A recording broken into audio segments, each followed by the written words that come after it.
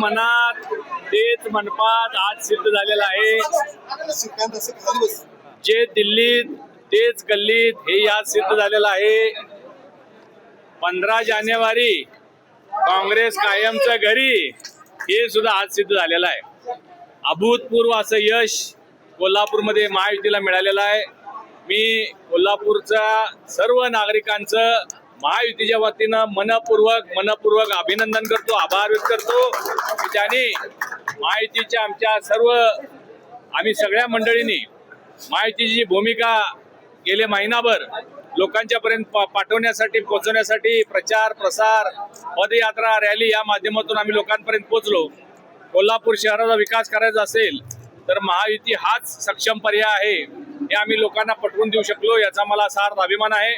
या महायुतीच्या सगळ्या यशामध्ये सन्माननीय उच्च तंत्र शिक्षण मंत्री चंद्रकांत दादा पाटील, त्याचबरोबर महाराष्ट्राचे आरोग्यमंत्री हसनजी मुश्रीफ साहेब, दुसरे आरोग्यमंत्री आणि कोल्हापूर जिल्ह्याचे पालकमंत्री प्रकाशरावजी आंबेडकर साहेब, सन्माननीय आमदार राजेशजी क्षीरसागर, सन्माननीय आमदार अमल महाडिक, भारतीय जनता पार्टीचे महेश जाधव, विजय जाधव, राष्ट्रवादीचे अंकिल फरास, शिवसेनेचे सुजित चव्हाण, या सगळ्या मंडळींनी आणि महिलांनी सुद्धा युवकांनी मोठ्या प्रमाणात या सगळ्या प्रचारामध्ये सहभाग घेतला आणि कोल्हापूरचे प्रलंबित असलेले प्रश्न आम्ही सोडवू शकतो, राज्यात आमचं सरकार आहे, केंद्रात आमचं सरकार आहे, हे आम्ही लोकांना पटवून देऊ शकलो आणि त्यामुळं अभूतपूर्व असं यश।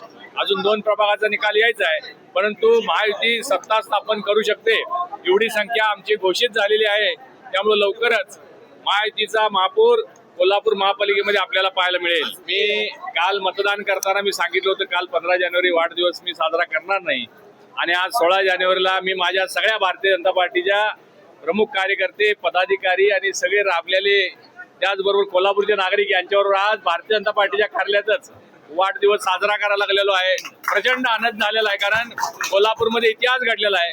या कोल्हापूर शहरामध्ये कधी काळी फक्त एक भारतीय जनता पार्टीचा नगरसेवक निवडून यायचा, आज तिथं आमचं बहुमत झालेलं आहे, सरकार आम्ही बनवतोय, महापौर आम्ही बनवतोय, त्याचा मला विशेष आनंद होतोय। काँग्रेसनी जागा ज्या लढवल्या त्या जागा तुम्ही स्ट्राईक रेटकडे गेलं पाहिजे। काँग्रेसनं 62 जागा लढवल्या आणि त्यामुळं ते निम्म्या 50% आलेले आहेत, परंतु 74 जागा त्यांनी काँग्रेसनं लढवल्या आणि काय 30-27 आल्या असतील, परंतु भारतीय जनता पार्टीनं आम्ही 38 जागा लढवून आमचा स्ट्राईक रेट चांगला आहे। आम्ही चांगले कार्यकर्ते, चांगले ताकदवान उमेदवार देण्याचा प्रयत्न केला आणि त्यामध्ये आम्हाला यश आलेलं आहे। कायम कोल्हापूरला पुरोगामी विचाराचं शहर असं संबोधलं जायचं, आज मला वाटतंय त्याला कुठेतरी फाटा देत कोल्हापूरकरांनी एक वेगळा निर्णय घेतलेला आहे आणि भारतीय जनता पार्टी, शिवसेना, राष्ट्रवादी महायुतीला साथ दिलेली आहे। कधीच काँग्रेस सोडून हे शहर मतदान करणार नाही अशा वल्गना करणारे माजी पालकमंत्री यांना मोठी चपराक बसलेली आहे आणि काल सुद्धा सर्व काँग्रेसचे नेते म्हणत होते की आम्ही सत्ता स्थापन करणार आहोत, उद्या आमचे बहुमत होणार आहे, परंतु आज त्यांचं पानिपत कोल्हापूरकरांनी केलेलं आहे। कोल्हापूरकरांचे धन्यवाद।